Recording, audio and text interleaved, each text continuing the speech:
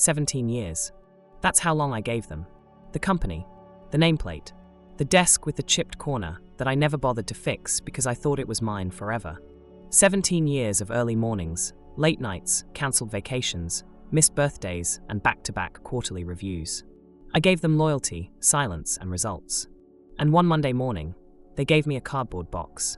No handshake, no warning, just a 9:15 a.m. calendar invite titled HR Update, Mandatory. I almost skipped it. Thought it might be about benefits enrollment or some new policy update. I walked in to find Paul, my manager, already seated. Across from him, a man in a grey suit I didn't recognize. Legal, I guessed. His expression was too clean, too practiced to be anyone I'd shared a coffee machine with.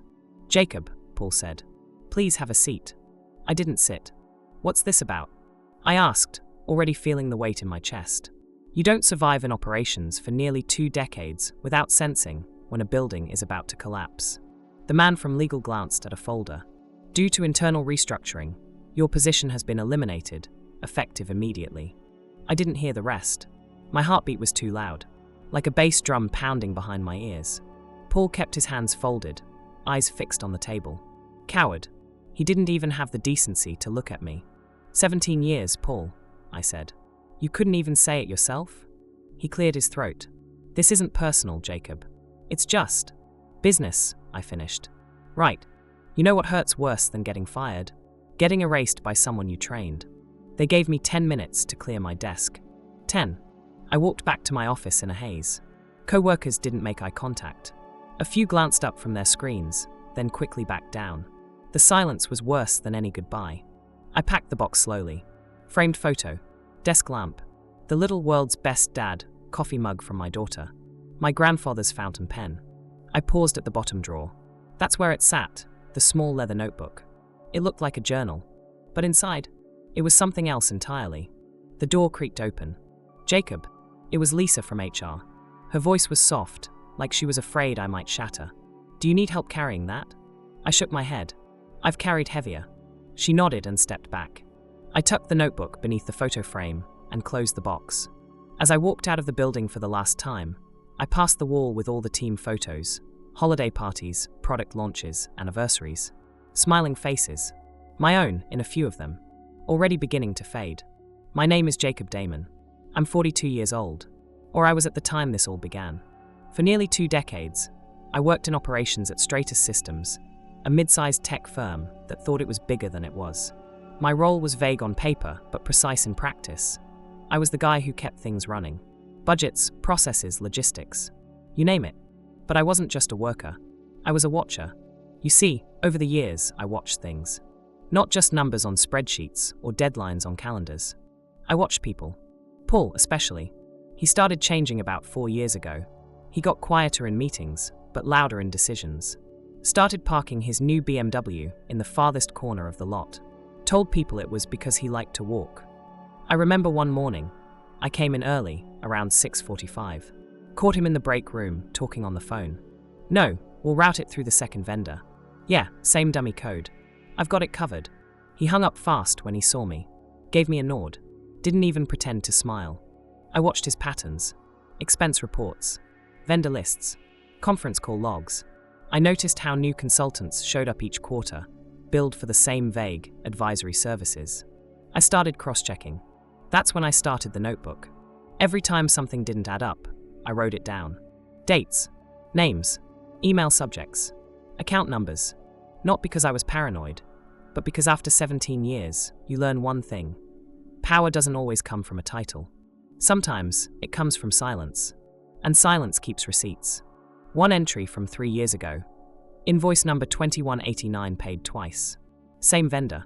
Different routing accounts. Another, more recent. Paul's signature on consultant report. No corresponding project code in system. The notebook was my insurance policy. I didn't know when I'd need it. But I knew I'd need it. And now the day had come. They thought they were cutting dead weight, but I was the foundation. When I walked out of that glass building, I didn't cry. I didn't panic. I went home. I poured a drink. Whiskey neat. Sat in the same leather chair I used to collapse into after long strategy meetings. I opened the notebook. Page after page. Scribbles, arrows, Post-it notes with login IDs, transaction IDs, weird acronyms Paul once used in a team call that never matched our company vocabulary. Then I found it, the series of irregular payments made to consultants that didn't exist. Shell invoices signed by Paul. Approvals routed through a second dummy account. There was even a note I had written in red ink. Ask compliance if these accounts are real. I never did. Until now. I whispered aloud. You really thought no one was watching? He thought no one noticed. He thought wrong. I leaned back in my chair, notebook resting on my lap like a blueprint for justice. I knew I wasn't just sitting on evidence. I was sitting on leverage. The kind of leverage that makes giants fall. I spent the next few days in complete silence. No calls. No emails. No long-winded social media rants. I didn't even tell my wife the details, just that things had shifted at work. She looked at me one night over dinner, concerned. You're not sleeping. Whatever happened, talk to me. I set my fork down. Something's broken, I said, and I'm going to fix it. Just not the way they expect. But at night, when the house was quiet, I built a digital trail. Screenshots, downloaded archives, tax filings, archived vendor rosters, meeting recordings stored in forgotten folders.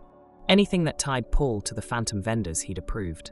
I wasn't just documenting theft. I was building a case.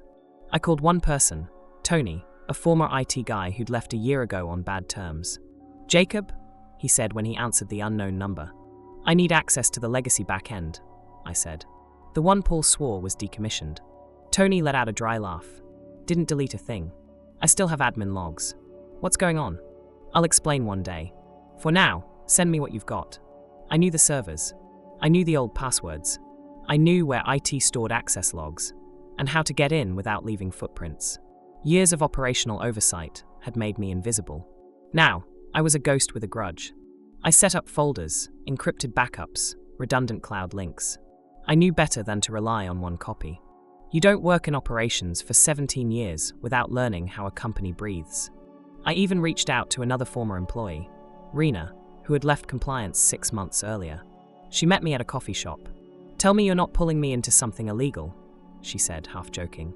Just helping me find truth, I said, sliding over a list of vendor names. Her eyes scanned the sheet. Half of these never passed compliance when I was there. If they're still getting paid. They are, I said. I have the logs. And I knew exactly who would care about what I found. Regulators. Auditors. The company's board of directors. They fired me on a Monday. By Friday, I had 3 federal contacts waiting to hear from me. I compiled everything into a single, encrypted USB, labeled it vacation photos, tucked it into a plain envelope and mailed it, certified, to the company's parent board. I didn't include a name. Just a note. You missed something. Page 14. That same day, I sent a copy to the Department of Labor. Then I waited, but not idly. I bought a burner phone, created an anonymous email, and every night I read through my notebook again, every page, every line, memorizing what came next. Because I knew the moment they felt the crack forming under their feet, they'd start to scramble. And when they did, I'd already be 10 steps ahead. It all started with a whisper. One morning, my phone buzzed. A message from Amy, the accountant I used to work with. Amy, hey, did you hear about the audit? I didn't reply. Didn't have to. I already knew. I smiled to myself. 3 days later, the company sent out a vague email. Subject: Internal audit initiated. Due to recent compliance concerns, Stratus Systems has launched an internal investigation. We appreciate everyone's cooperation during this process.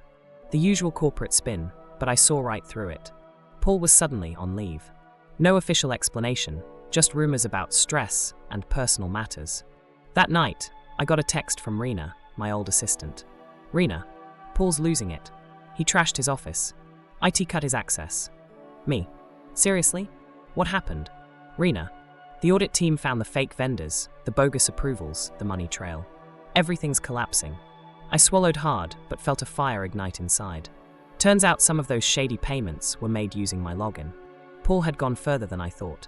He'd forged my signature, faked timestamps, trying to pin everything on me if it all blew up. He didn't just want me out. He wanted me buried. I grabbed that old leather notebook, my lifeline.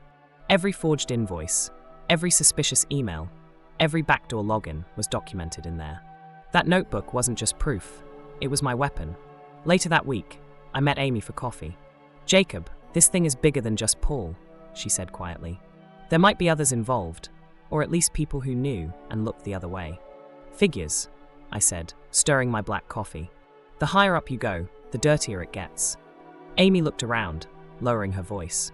"You have to be careful. People don't like whistleblowers." I smiled cold. "I'm not worried about being liked." She nodded. "Good. Because once this blows, there's no going back." The day before the meeting with the board's legal team, Rena called me. "Jacob, I'm scared," she admitted. "Paul's throwing tantrums. He's deleting files, trying to cover his tracks." I exhaled slowly. We knew he'd try. "But we're ready." Rena hesitated, then asked, "Do you think they'll believe you?" I thought about the notebook, the USB, all the digital breadcrumbs. "They have to. It's all there." She sighed. "Just watch your back." Meeting day. I walked into the law office.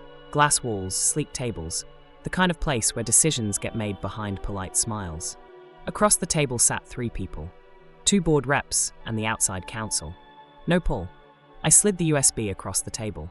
"This contains everything I collected before I was let go," I said calmly.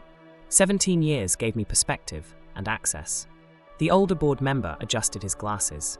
"Why come forward now, Mr. Damon?" I looked him straight in the eye. "Because they fired me, tried to erase me, but I wasn't going anywhere." A younger rep chimed in. "What do you want?" "Justice," I said simply, clearing my name and exposing the truth. The counsel nodded. "We'll review this thoroughly." I left the meeting feeling lighter, but the fight wasn't over. Paul might have lost his job, but the mess he left was far from cleaned up. And I was ready to see it through, to the very end. The meeting was held off-site, neutral ground. A modern law office downtown, with floor-to-ceiling glass walls, and those fancy espresso machines no one ever used. The kind of place designed to make you feel small. But I wasn't feeling small. Across the table sat 2 board representatives, 1 internal auditor, and the company's outside legal counsel. No Paul. He'd been suspended weeks ago, probably realizing his empire was crumbling faster than he could run.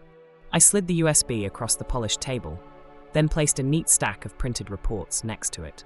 I didn't need to say much. These were cold, hard facts. Bulletproof evidence. One of the board members, an older man with sharp eyes and a steel wristwatch, leaned forward. "So, Mr. Damon," he said slowly, "what exactly do you want out of this?"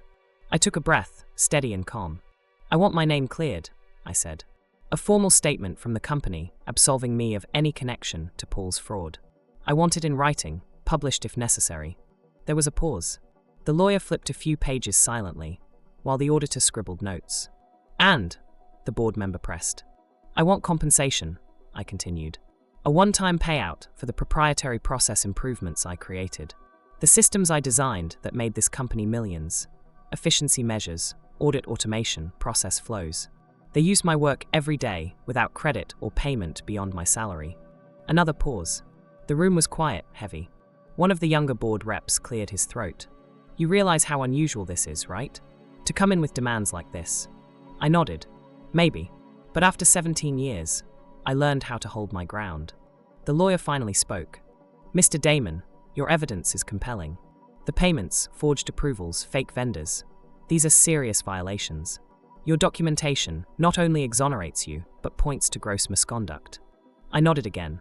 Paul was covering his tracks. He even tried to frame me by using my login credentials to approve payments. The older board member looked me square in the eye. "Were you worried, at any point, that this could backfire? That you'd be painted as the bad guy?" I smiled slightly. "Every day. But I kept my records.